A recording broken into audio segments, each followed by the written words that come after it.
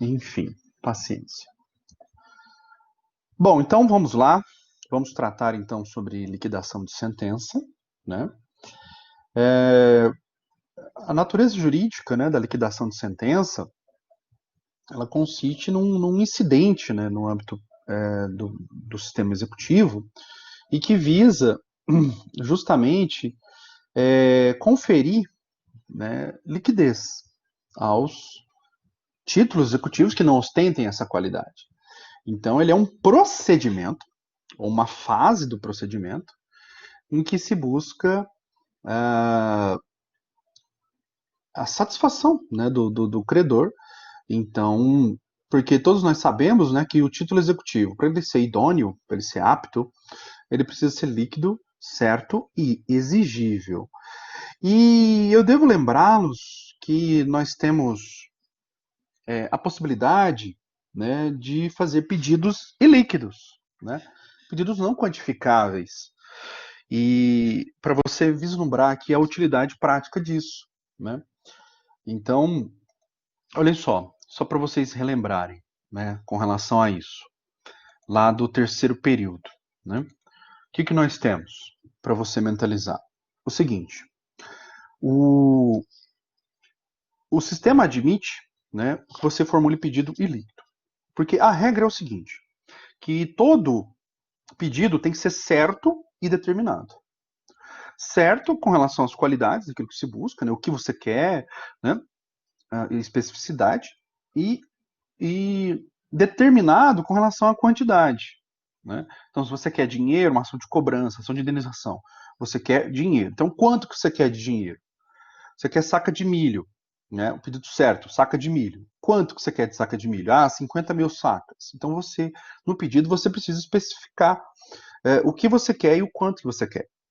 Pois bem, essa é a regra. O pedido tem que ser certo e determinado. Tem que ser expresso e você precisa demarcar o que você busca. Pois bem, nós temos algumas situações em que se admite que se faça o pedido indeterminado, né? Ou que não se formule um pedido determinado, ao contrário senso, né? Então, nós temos algumas situações que o sistema prevê. A mais famosa delas é quando você não puder é, mensurar a extensão do dano. Não puder mensurar a extensão do dano. Como, por exemplo, do ato ou do fato, né, ela fala. Como a gente vê, por exemplo, em indenizações. Né? Por exemplo, um acidente de trânsito, eu fui atropelado, né, por exemplo, por um carro, e eu preciso, sei lá, tive várias fraturas, vou precisar de várias cirurgias. Eu não preciso esperar fazer todas as cirurgias, não preciso esperar meu corpo convalescer, se é que ele vai convalescer, né, para que eu proponha a ação de indenização. Eu já posso propor a ação de cara, de plano, e buscando justamente o acertamento acerca do que se deve ou não deve indenizar, né, o que a gente chama de andebeatur. Andebeatur. Debeatur significa débito, né? Então, o andebeatur, AN, né? Escreve AN debeatur, debeatur do jeito que fala. O andebeatur é o se deve, você vai analisar. Porque o quantum debeatur, o quantum devido, você pode deixar isso para depois. Por exemplo, vamos esperar consolidar as lesões, porque num primeiro momento, o médico pode ter estimulado o seguinte: olha, vai precisar de 8 cirurgias. Mas isso há uma variação conforme o organismo, né, conforme a recuperação. Vai ser feito, por exemplo, tratamento fisioterápico, tratamento medicamentoso, cirurgias. Então, nós vamos ter que aguardar a resposta do organismo com relação a isso. Então, não é possível, por exemplo, você mensurar se serão feitas 3, 4, 8 cirurgias para recuperar. Se você vai precisar de 6 meses de fisioterapia, 1 ano, 2 anos, quanto tempo você vai precisar? Então, situações como esta, meus caros, é perfeitamente possível que você proponha ação de indenização e não quantifique. Não, né? E deixa para quantificar no momento certo, na hora que você tiver, por exemplo, a consolidação das lesões. Né? Então, é perfeitamente possível que você faça isso. Né? Outra situação que é possível também que você deixe para liquidar depois. Você não precisa formular um pedido dotado de liquidez, né? Então, um pedido indeterminado, lá na teoria dos pedidos, né? No processo civil, chama de pedido indeterminado. Ou também conhecido como pedido genérico. Genérico, lembre-se disso, genérico. Outra situação é no caso de as chamadas ações universais, né? Em que você, por exemplo, a gente vê muito isso em inventários, né? Às vezes a pessoa falece e deixa herdeiros não reconhecidos. E, e aí é comum que se proponha, caso isso aconteça, se proponha uma ação chamada de investigação de paternidade cumulada com petição de herança. Imagine então que o falecido tenha deixado três herdeiros. Três herdeiros. Então seria ali 33,333 para cada um. Com o aparecimento de um quarto herdeiro, nós teremos então que mudar essa fração ideal de cada um. Ao invés de 33,333, nós vamos reduzir isso então para 25%. Se aparecer outro herdeiro, vamos reduzir para 20%. Né? Enfim, aí que está a questão. Você entra com uma ação como essa, investigação de paternidade acumulada com petição de herança. Você está pedindo herança para ser considerado aquele cliente seu como sendo também um herdeiro. Esse é o pedido, esse é o propósito. Só que ele vai ser inserido ali como sendo um herdeiro. Então ele tem que ser computado como sendo um herdeiro. E aí que tá. Você só vai poder mensurar, num primeiro momento, um percentual. Ele, sendo herdeiro, ele vai ser titular, então, de 25%, né, do acervo líquido deixado pelo falecido. Líquido porque paga os débitos, né? Depois faz chama de inventário, nós vamos averiguar quem são os herdeiros, qual o patrimônio deixado, quais são os devedores que deixaram também, foram deixados para trás. Vamos fazer o pagamento de todos os débitos, depois vamos fazer a partilha. Portanto, chama de inventário e partilha. Estou preparando uma aula para gravar sobre isso, e depois eu mando o link aí para vocês, que eu sei que inventário muita gente tem curiosidade, e é um procedimento bastante interessante e importante. Pois bem, se vocês puderem, né, me sigam lá no canal do YouTube, que lá vocês recebem a notificação. Em tempo de professor e youtuber, essa é uma informação importante. Se puder dar o like. Brincadeira. Pois bem, meus caros, olhem só. Não se pode mensurar, então, quanto que vai dar isso. Se é 50 mil, 100 mil, 200 mil, para você fazer um pedido certo e determinado. Então, você tem que formular um pedido genérico, né? Petição de herança, sendo essa ação de investigação de paternidade. Então, queremos o quinhão ali que eles chamam, né? A parte, a cota parte daquela pessoa sendo considerada como herdeira. Então, esse é um ponto bastante interessante que você precisa mentalizar, tá? A possibilidade de você formular um pedido genérico, né? Outra situação aqui também que eu estou me lembrando, né? Ela fala assim, quando o ato depender da prática de um ato a ser praticado pelo réu, né? Fala, não vou formular um pedido certo e determinado, porque depende do ato a ser praticado pelo réu, é até difícil de imaginar, né? Mas nós temos, é a chamada prestação de contas. Então, imagine o seguinte, você tem uma pessoa que está cuidando do seu patrimônio, está cuidando dos seus investimentos, a gente vê muito isso, né? Esses chamados bancos de investimentos, está sendo cada dia mais comum isso, até virou uma praga, né? Todo mundo falando, oh, não deixe seu dinheiro parado, não deixe na poupança, não deixe disso, não deixe naquilo. Não confie no banco tradicional, do banco full, né? Esses bancos aí, Itaú, Bradesco, Caixa, Banco do Brasil é banco full, né? Eles são banco de tudo. Invista o seu dinheiro em banco de investimento, né? Enfim, ou para investidores profissionais. Todo aquele que faz gestão de bens alheios tem o dever de prestar contas. Inclusive nós, os advogados, temos o dever de prestação de contas para com os clientes que nos confiaram as suas causas. Aliás, está no Estatuto da Advocacia, no Código de Ética dos Advogados. Pois bem, imagine o seguinte, você acha que está sendo lesado por alguém que está gerindo o seu patrimônio, gerindo os seus investimentos, uma situação dessa qualquer, né? Você pensa então em propor uma ação de indenização. Mas qual a extensão do dano mesmo? Então, casos como este, você precisa primeiro de uma prestação de contas, que agora no CPC de 2015 chama de exibição de contas. E após a exibição de contas, você vai buscar então, né, aquele, já que você conseguiu mensurar, aí sim você busca a indenização. Olha só, meus caros, outra situação. Todas as situações que eu estou te falando que justificariam o uso da liquidação, né? Outra situação muito interessante, que eu comentei aqui já com vocês. Vocês vão se lembrar. No caso de ato atentatório à dignidade da jurisdição e a litigância de má-fé. Nós vimos, no artigo 77, fala do ato atentatório à dignidade da jurisdição, na parte geral, também conhecido como Contempt of Court, lembra?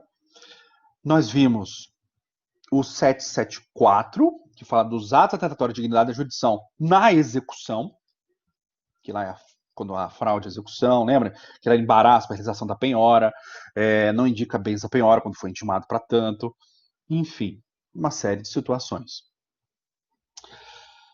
E nós vimos também os casos de litigância de má-fé, né?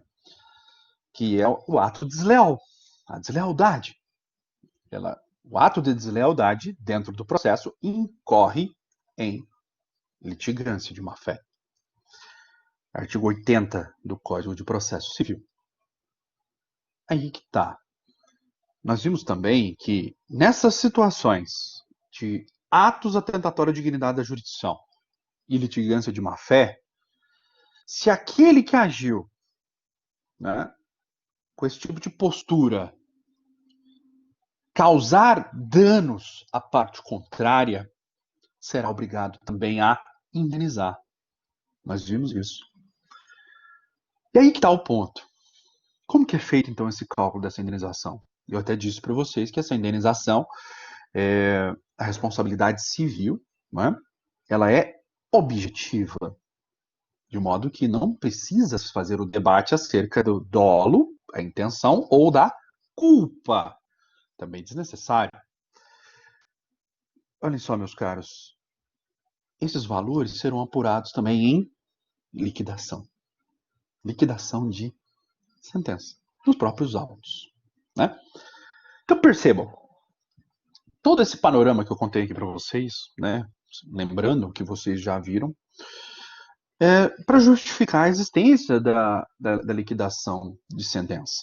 Então, ele é um procedimento previsto no sistema, está lá no artigo 509 do Código de Processo Civil, e prevê ali, né, nos casos em que você estiver diante de uma sentença ilíquida, né, é possível, então, que você proceda à liquidação, proceda à apuração destes valores. Este é o propósito da liquidação de sentença. É bastante determinado. Percebam, não se discute a justiça da decisão. Se aquela decisão foi boa ou não foi, se aquela decisão foi justa ou injusta. Só vai se discutir na liquidação de sentença apenas valores. Valores, a extensão daqueles valores. Esse é o ponto que você precisa mentalizar. Lembra que eu te falei na aula passada sobre a sentença penal condenatória, não é? Então, não se discute se aquela decisão foi boa ou ruim, se o juiz acertou ou errou. Na liquidação de sentença, o objeto é delimitado. Delimitado. Ou seja, na liquidação de sentença, você só pode debater aquilo que a lei te permite. E neste procedimento, a lei só te permite que você discuta valores. Então, essa era a explicação preliminar. E agora nós vamos entrar no assunto mesmo, tá? Então, eu vou compartilhar novamente o esquema aí que eu preparei para vocês. Tá bom? Tudo bem até aqui, por enquanto? Esse briefing, né? Esse release aqui que nós fizemos. Lembraram? Pois bem, então, meus caros, compartilhou aí, né? Então vamos ver a liquidação de sentença. Bom, eu trouxe aqui um pequeno esquema só para vocês mentalizarem, né? Então, ele é um procedimento, né, previsto no sistema, ou uma fase, né, se for no âmbito da execução do título judicial, que visa justamente completar, integrar uma decisão judicial incompleta. Incompleta no sentido de não apresentar o elemento liquidez. Liquidez, ou seja, é uma decisão não quantificada. Porque o pedido, quando você faz um pedido genérico, ele também gera uma sentença genérica. Então, esse incidente é imprescindível justamente para você apurar esses valores, né? E nós temos, então, dois procedimentos. Já vamos ver. Nós temos a liquidação por arbitramento e temos a liquidação por procedimento comum, que antigamente a gente chamava por artigos, também conhecido como fatos novos. Mas já vamos falar sobre isso. Nós tínhamos uma terceira modalidade, que não está aí, ela foi retirada, que era a chamada liquidação por cálculo aritmético. Por que isso foi retirado? E como que é hoje? Se, para você chegar no valor correto, você precisar de um cálculo aritmético, né, uma atualização, né, por mero cálculo, né, por exemplo, juros, correção monetária. Então, caso isso seja necessário, meus caros, você como advogado do credor, né, ou advogada do credor, basta que você apenas apresente então esse cálculo pormenorizado, detalhado ali, uma planilha, né?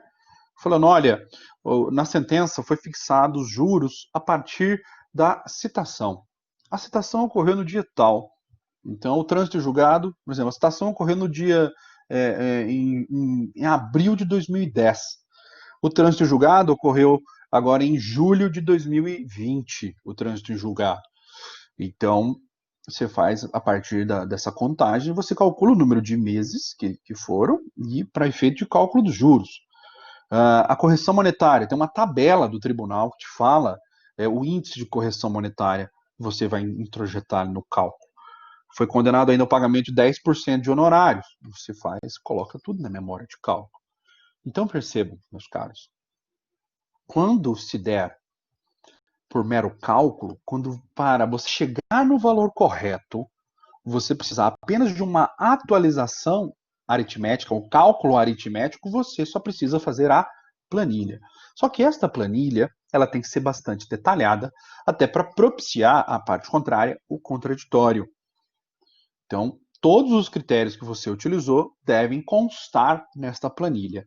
É bom que você seja o mais detalhista possível para evitar impugnações, tá? Então, deixou-se, né, de ter, né, nós não temos mais a chamada liquidação por cálculo aritmético, que antigamente eles mandavam até para o contador do judiciário para que ele fizesse as contas. Então, hoje, esse é um ônus argumentativo do advogado do credor. Nós temos até sites jurídicos, né, de que fazem os cálculos, você coloca ali os dados. Se você tiver habilidade para mexer com o Excel também faz esses cálculos para você, né?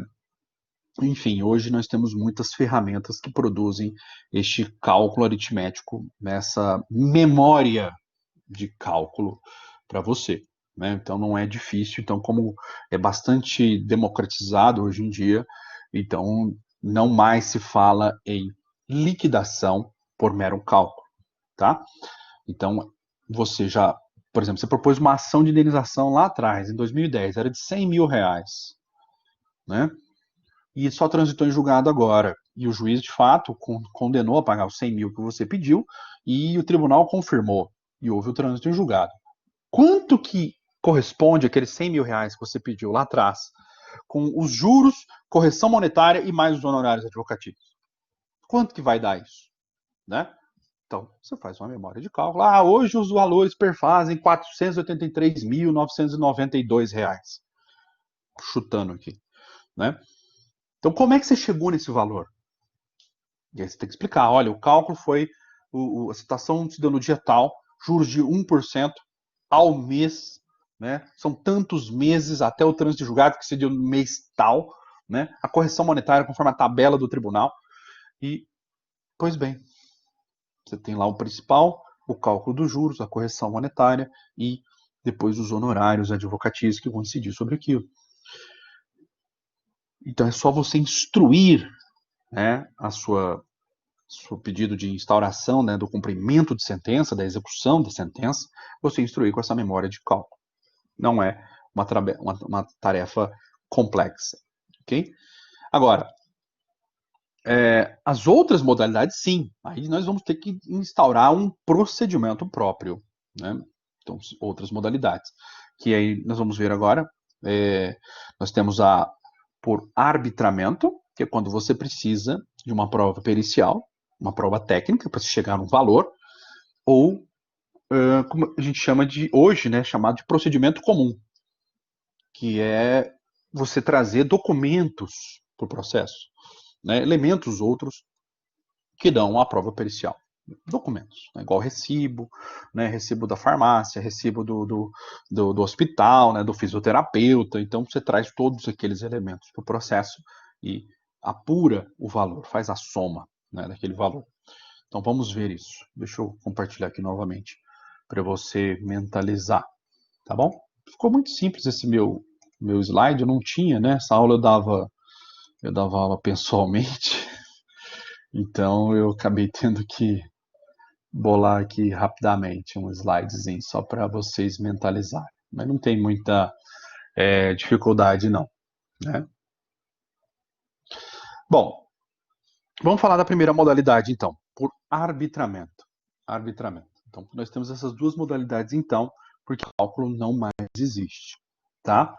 Então, por arbitramento, então, ela vai se dar então, nas situações em que a determinação do valor, né, então,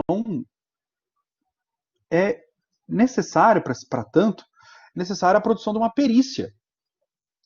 Uma perícia para determinar o quantum de beatur, né, o quanto que se deve. Então, e esta perícia, então, uma perícia técnica, né, obviamente, que vai determinar qual será o valor a ser determinado. Né? Eu lembro, eu não tinha muito exemplo, né, para falar, nossa, de perícia para determinar valores. Né? Aí eu tenho um grande amigo, né, que ele mexe com perícias na área tributária. Na área tributária. Ele estava trabalhando lá com essa, acho que era com a Alcoa, que fabrica alumínio. E lá o custo da energia elétrica é altíssimo, né? O gasto com energia elétrica. Ele gastava ali em torno de. A empresa, né, obviamente, é um gasto de 10 milhões por mês. 10 milhões só de energia elétrica, né, para produzir. É um custo alto, gigantesco.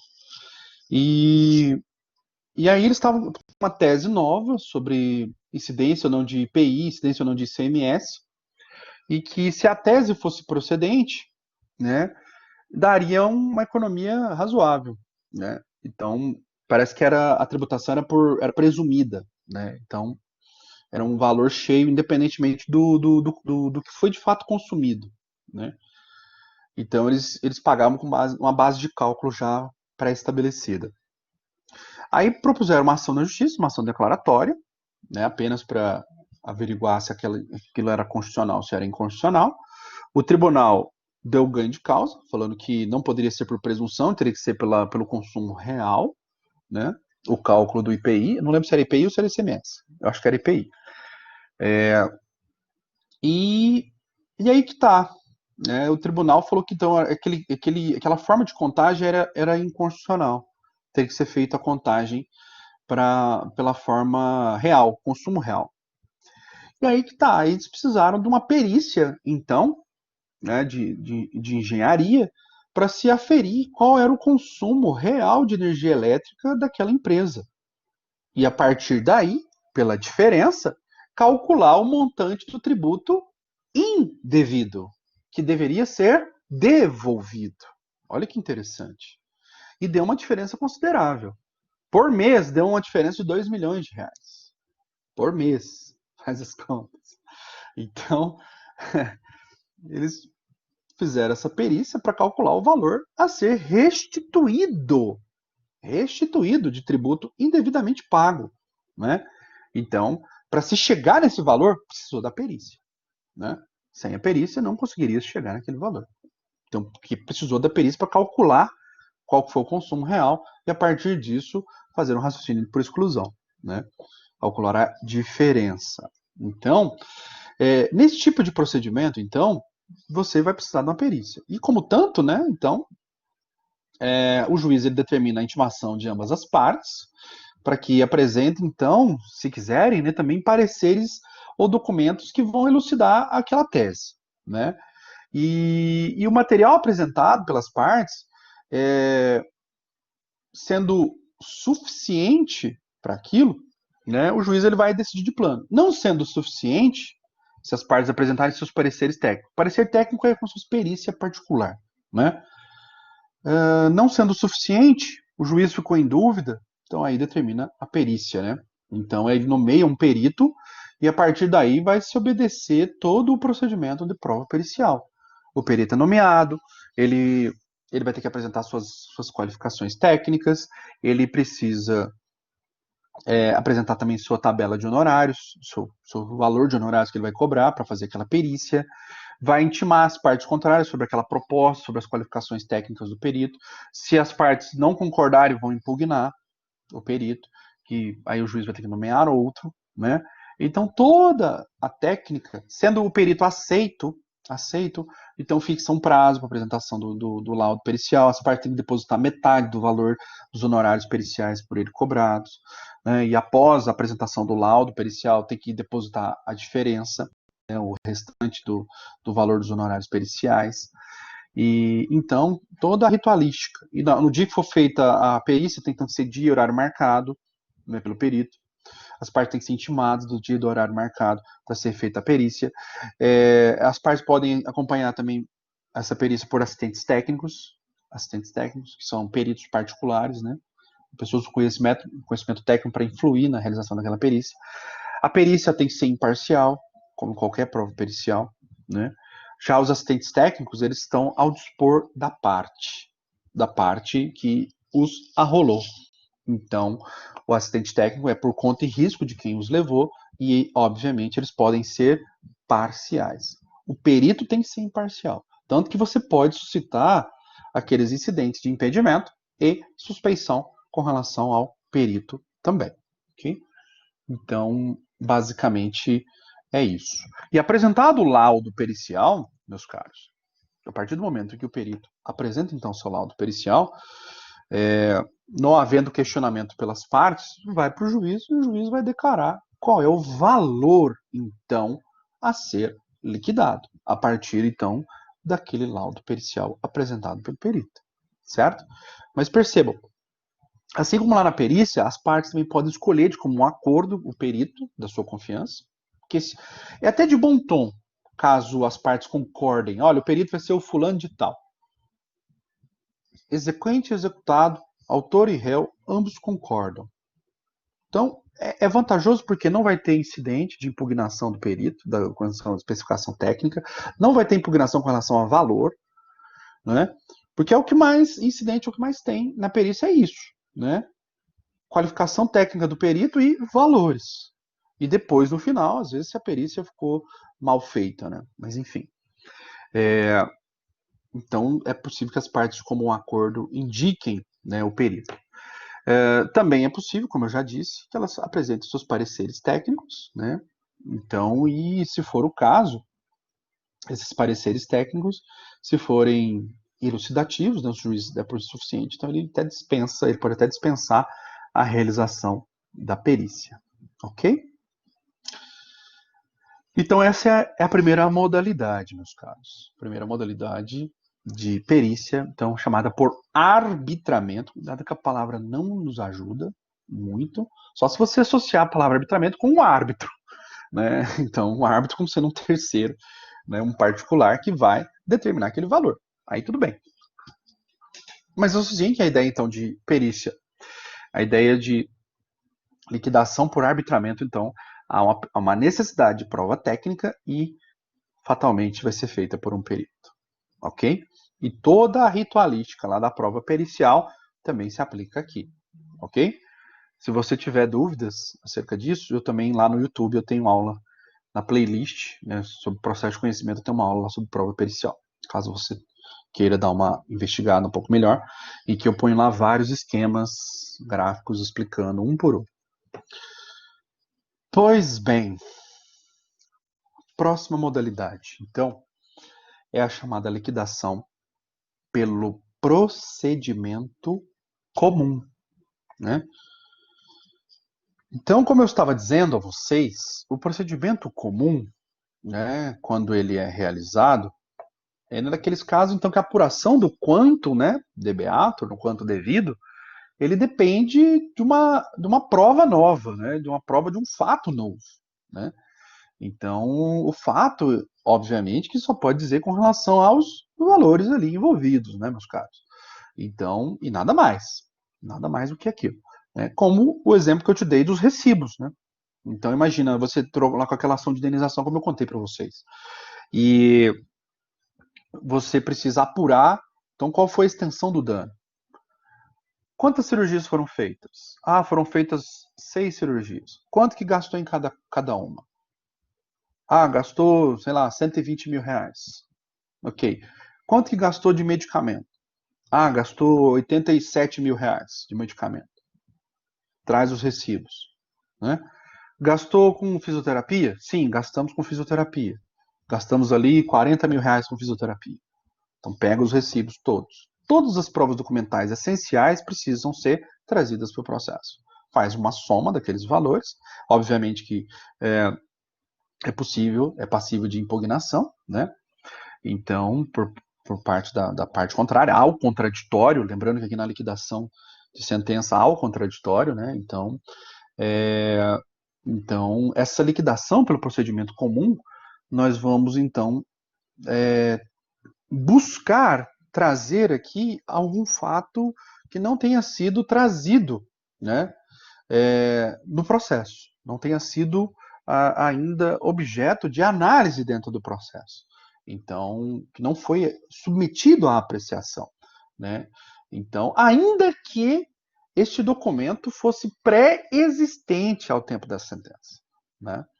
Então, e feito esse pedido, né, da liquidação pelo procedimento comum, lembrando a vocês, às vezes você vai encontrar processos antigos, antigamente isso daqui chamava liquidação por artigos, artigos, também conhecido como liquidação por fatos novos, ok?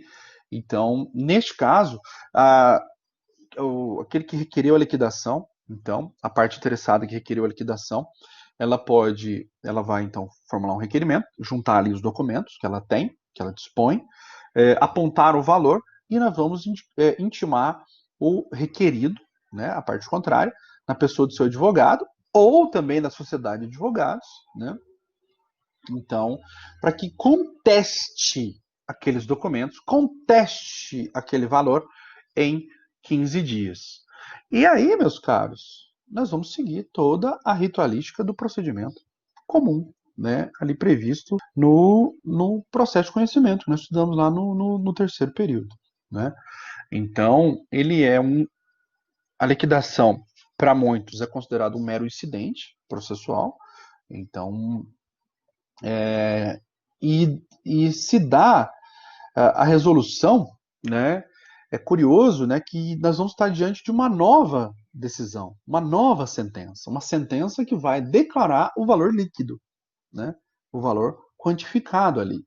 Então, é curioso aqui, né, que desta decisão comporta o recurso de agravo, agravo de instrumento. tá? Agravo de instrumento. Há autores que defendem a ideia de que ali, essa decisão que declara o valor, né, fala, olha, o valor aqui então, liquidado, o valor é de tanto, né, tantos R$ 1.000. Há autores que falam, olha, isso aqui é decisão interlocutória, né, também, sendo decisão interlocutória, passível de agravo de instrumento, né?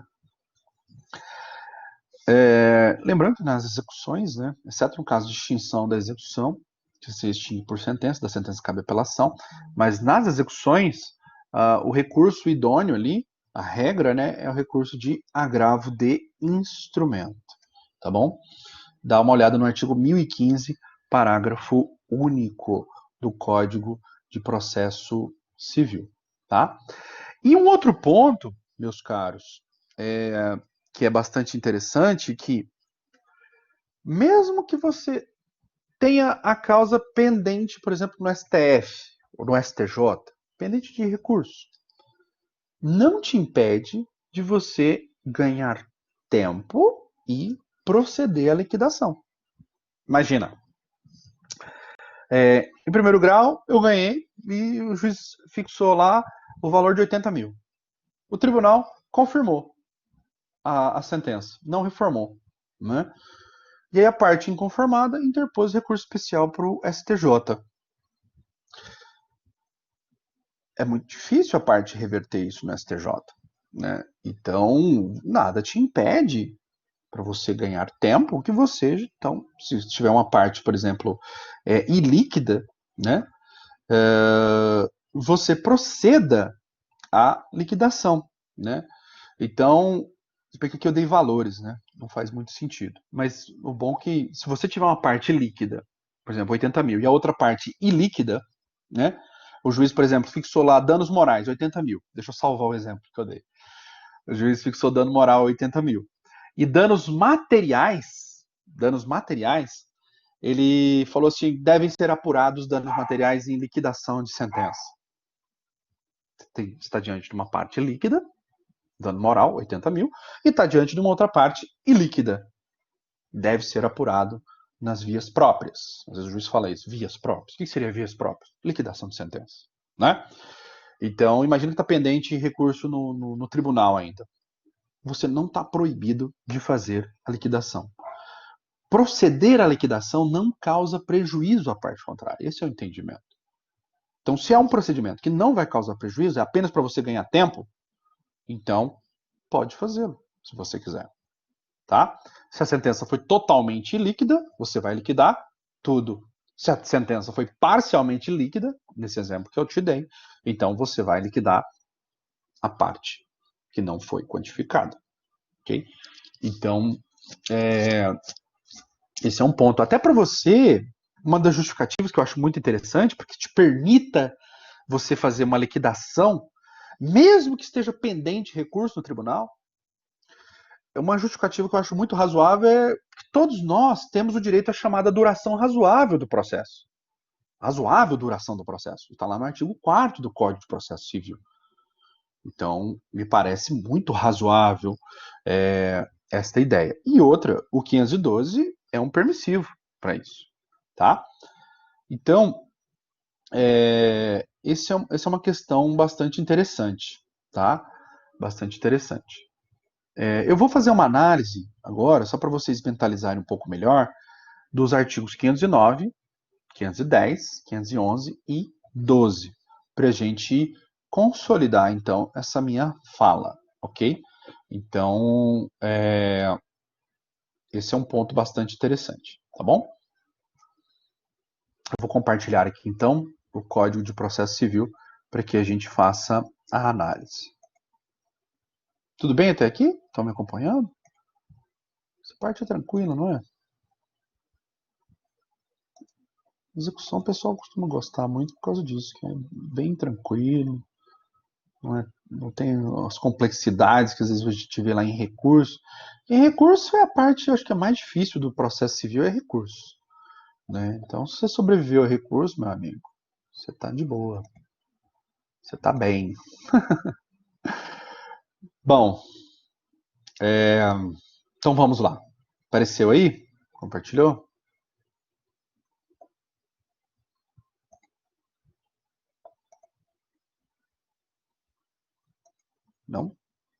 Estamos aguardando aqui.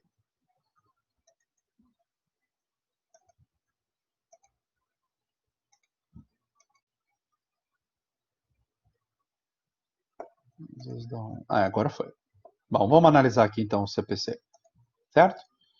Então, olha lá, ó, capítulo 14 da liquidação de sentença. Então, está no artigo 509. Só um detalhe, às vezes, não sei se vocês sabem, né? No site do Planalto, é interessante que você consegue esse acesso a esse martelinho. Você clicar no martelinho, vai abrir julgados pertinentes sobre a interpretação deste artigo. Então, mas me parece que só aparece esse martelinho, se você clicar, abre jurisprudência, no site do Planalto. O site que eu estou aqui, eu vou compartilhar com vocês. Só um minuto. Para você, às vezes você está no notebook, né? Se quiser, você abre, né? Ó, site aí, ó, planalto.gov barra Casa Civil, né? Underline 03. Aí tem outro underline, barra, né? Outro underline. Aí tem os atos de 2015 até 2018. E tem a lei aqui 13.105, que é a lei. Só se digitar no Google, né? Lei 13.105. Ou só digitar CPC no Google, que já vai fazer a remissão. Uma das primeiras que aparecer ali vai ser do Planalto. Então a vantagem é você entrar no site do Planalto, que tem esse martelinho aqui. Se você clicar, vai abrir jurisprudência pertinente. Então, para trabalhos, né, meus caros, ou pesquisas, vale muito a pena. Então, vamos lá. Quando, vamos analisar o 509. Quando a sentença condenar ao pagamento de quantia ilíquida,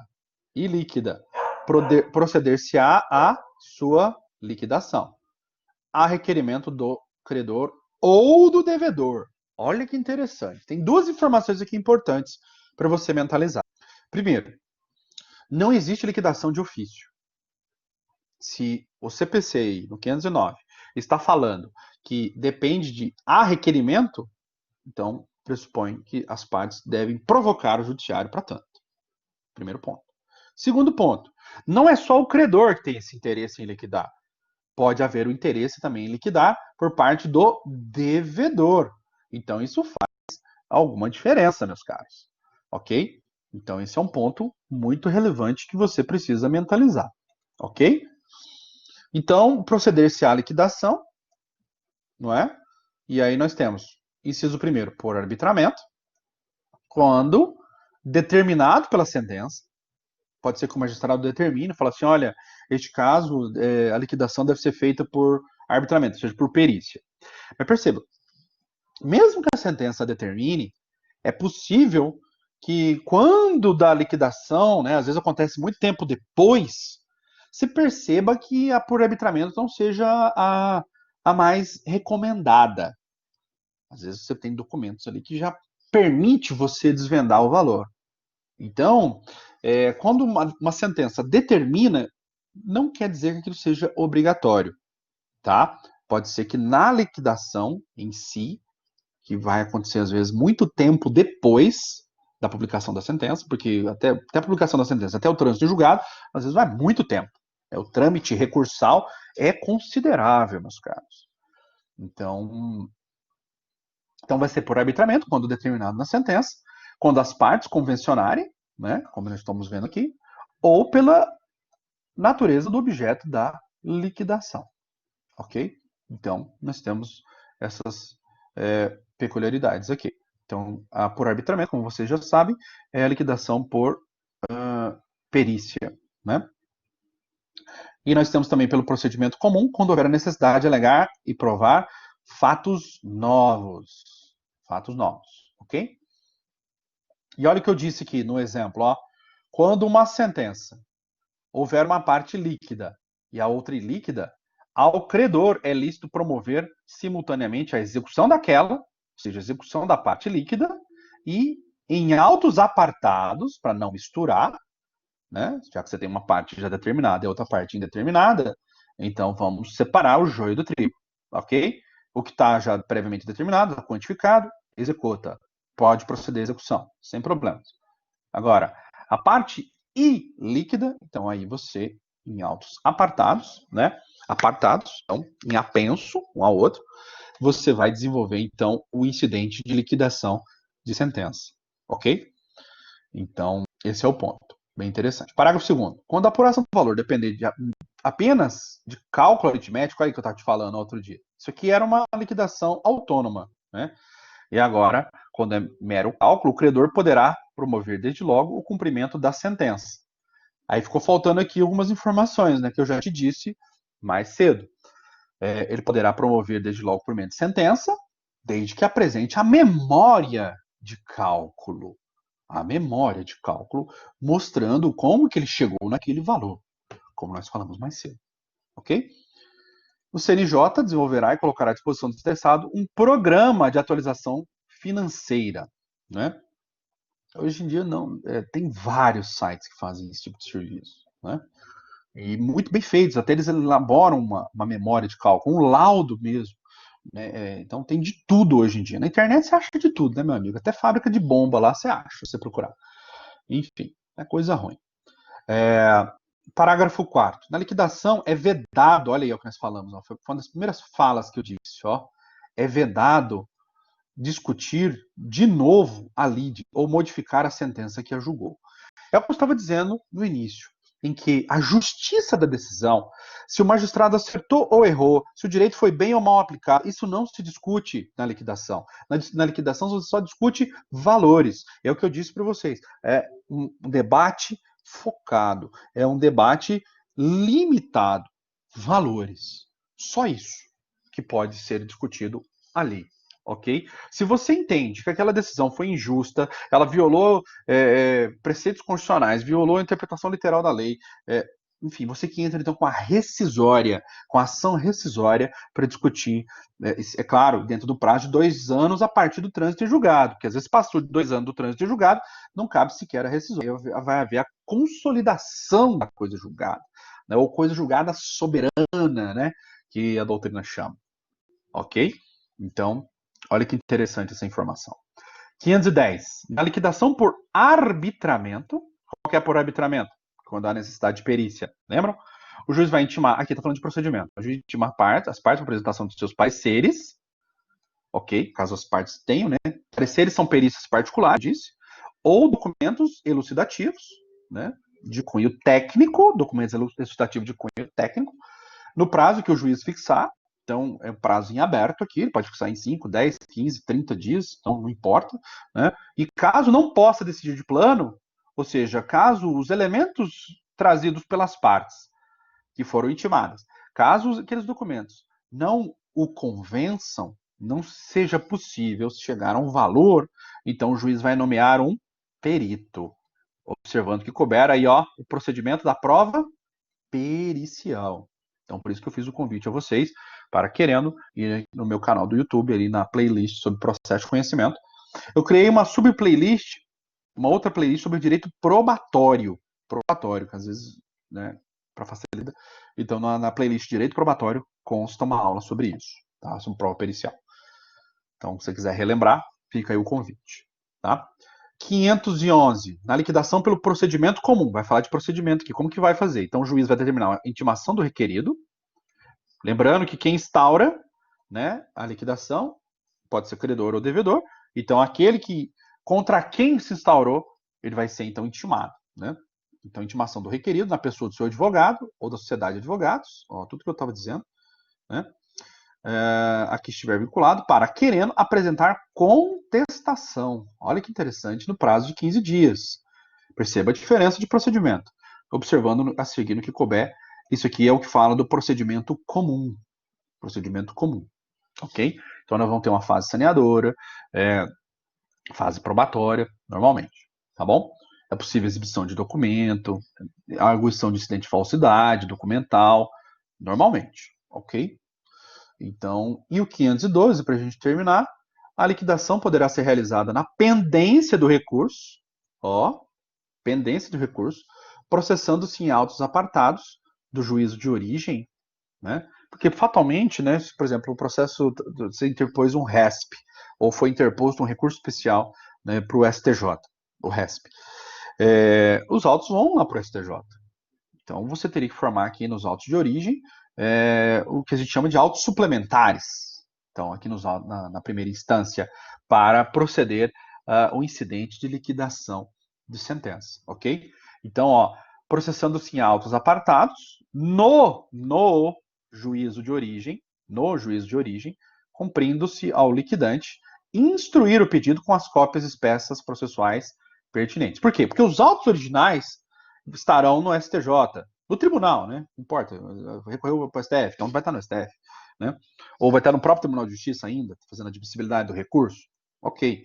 Então, como o processo não estará na primeira instância, você precisa então tirar cópias, para que você proceda então a liquidação de sentença aqui na primeira instância. Então, lembre que eu te disse, por uma questão de economia processual, o direito que as partes têm da duração razoável do processo.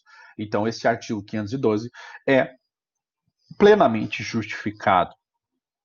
Aliás, ele deve ser louvado, né? Porque antigamente, meus caros, só se podia fazer a liquidação de sentença quando de fato nós estivéssemos diante de uma decisão transitada em julgado. Somente após o trânsito em julgado havia um entendimento antigo, né, que era possível você proceder a esse incidente. E você repare, né, o debate ali é fechado. Eu não vou poder discutir justiça da decisão. A justiça da decisão, se aquela decisão é justa ou injusta, se aplicou o direito mal ou bem, né, se aplicou a lei federal caso concreto ou não, negou vigência, a Constituição Federal caso concreto ou não, negou vigência, isso é uma discussão que você vai fazer em tribunal. Tanto é que está pendente o recurso lá. Na liquidação é só valores. Então você vai pautar naquilo que já foi decidido. Olha, foi decidido que o réu precisa indenizar o autor. Foi confirmado pelo Tribunal de Justiça que o réu precisa indenizar o autor. Ok, mesmo assim ele interpôs recurso especial para o STJ, alegando que o negativo de vigência de lei federal. Tudo bem. Então, mas olha, o fato foi reconhecido. Foi reconhecido que há o dever de indenizar. Havendo então o reconhecimento do dever de indenizar, então vamos apurar esse valor enquanto isso. E só isso. Apurou o valor, acabou ali a atividade. Né? Imagina, ainda está pendente recurso no STJ. E a liquidação ali já acabou. Liquidação de sentença. Já chegou no valor. Ó, o valor ali chegou lá em 223 mil reais. Imagina, na liquidação. Mas ainda o STJ não julgou. O que nós vamos fazer então? Aguardar o STJ julgar. Aguardar. Então aí vai ficar parado aquilo. Né? É claro que nós vamos ver também lá em execução, aqui no estudo da execução, a possibilidade da chamada execução provisória. Provisória, que é aquela execução possível no caso de pendência de recurso no tribunal e recurso este sem efeito suspensivo. Então, como o recurso não tem efeito suspensivo, então ele não vai impedir a produção de efeitos daquela decisão. Então, ou seja, a decisão vai produzir efeitos. Se a decisão vai produzir efeitos, eu estou autorizado a proceder o cumprimento provisório da mesma. Então, e nós vamos ter uma aula sobre isso, chamado cumprimento provisório da sentença. É necessário algumas cautelas. Então, essa do recurso sem efeito suspensivo é uma delas. Prestação de caução no processo, como garantia, né? Porque vai que o cara consegue reverter lá no tribunal, né? no STJ, por exemplo. Então, haveria uma inversão, né? Então, mas não se preocupem que nós vamos trabalhar o cumprimento provisório de sentença no momento certo. Cumprimento provisório de sentença nada mais é do que uma execução de uma decisão ainda pendente de recurso. Ok? Me aguardem que logo chegaremos lá. Tá bom? Era isso, meus caros, que eu tinha para dizer sobre cumprimento de sentença. Ok?